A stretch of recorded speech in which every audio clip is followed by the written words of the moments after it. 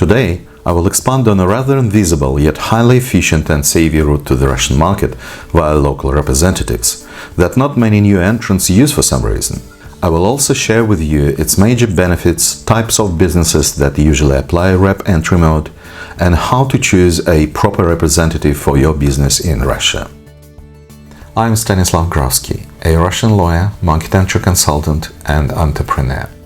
I introduce international businesses to new sales channels and market opportunities in Russia within 90 days. And I'm in this business for over 3 decades by now. Stay subscribed to my channel, my mailing list, and click the bell icon below so you won't miss out my other videos with hard-to-find insights on doing business with and in Russia. If you're aware of Russian market opportunities, I hope you saw some of my videos, would like to capitalize on those opportunities but not sure if the Russian market is the right choice for you, or you're not ready for a full-fledged market entry yet, stay with me for the next few minutes to explore this practice-proven path into the Russian market that nearly every small business could afford these days. Entry through a representative could be beneficial to new market entrants for a number of reasons.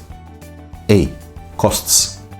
Your costs will literally stay at the representative fee level you're prepared to pay to pre-selected individual or entity in Russia who agrees to represent your interests on the market. Your extras could include expenses associated with rep's direct activities. You neither invest in a formal rep office or local entity registration, nor keep local staff on your payroll with respective tax obligations.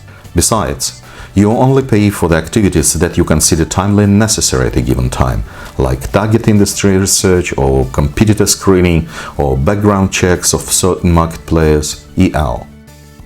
B. Legal formalities will initially include power of attorney or letter of representative appointment that could be done internally by your head office in the name of your chosen rep. Needless to say, it's highly advisable to sign a proper contract with said representative. Such a contract should clearly define your principals, commitments, and your rep's authorities. C. Speed. You can appoint your representative anytime, thus allowing him or her to act immediately upon such appointment. No additional procedures are required to launch these activities. D. Flexibility.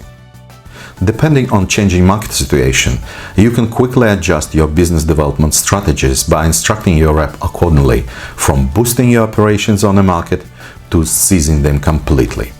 Please note that there is an entity form in Russia called a representative office.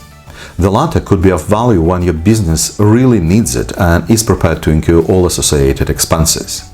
In our case, we consider a representative that acts on the basis of commission or local representation contract that is quite sufficient for performing a rep's works. So, who could benefit out of hiring a rep in Russia? There is quite a list of such businesses. Most typical ones include: A. Potential market entrants that are not fully sure if the Russian market is right for them for a number of reasons, or the ones on constrained budget. This way, such businesses keep their Russian market costs low while performing quite a range of activities to clarify their certain issues via local representative on the ground. In case of not-go decision, their costs stay minimal, yet based on first-hand data gathered on the market directly.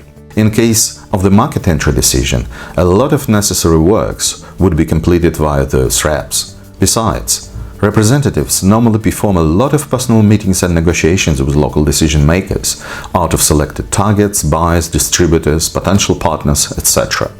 The latter significantly helps and speeds up your entry strategy execution when the time comes.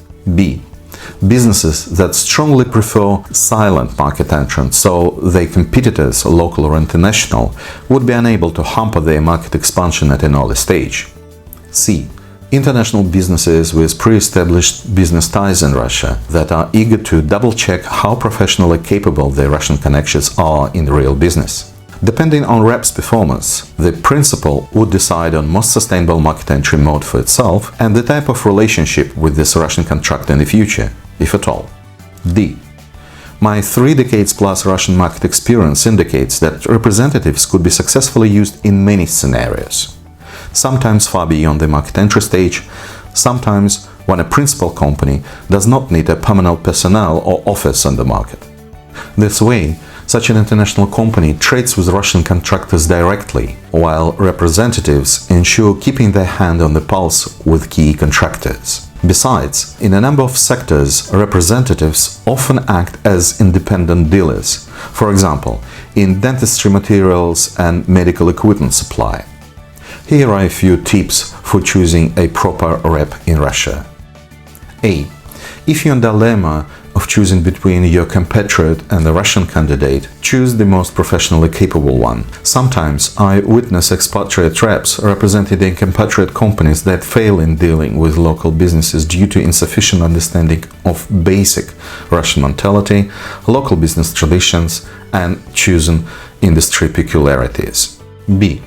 Since Europe will mostly deal with Russians, make sure his Russian language level is at least fluent. C. Pay attention to candidates' overall in Russian experience, the longer the better, so that you can easily perform background checks. D. Make sure your chosen candidate is a great networker and excellent communicator. Check how he performs in public, on stage, and with unknown people. Remember, his communication skills will affect your market representation at the end of the day. E. Stick with the rep's gender that dominates in industry in question. For example, industrial equipment supply rep is preferably to be male, while ophthalmology or pediatric supply would rather be run by females. If you have questions related with this video or you'd like to discuss your business prospects on the Russian market, book a consultation with me using the link below. If you want to learn more about Russian market realities, choose my LinkedIn group Market Entry and Business in Russia. You can find its link below. Also, get connected with me directly on LinkedIn. That link is also below. Just send me a note saying you saw my video, so I'll prioritize your contact request out of hundreds on my waiting list. Please subscribe to my channel and my mailing list so you won't miss out my other coming videos with battle-tested advices. And don't forget to share this video with those of your contacts who could benefit of it. And give me a like if you found my advices useful. Also, say hi to me in the comment section below to establish direct connection and help this video go up in searches. Thank you very much for your time indeed, and I look forward to meeting you soon.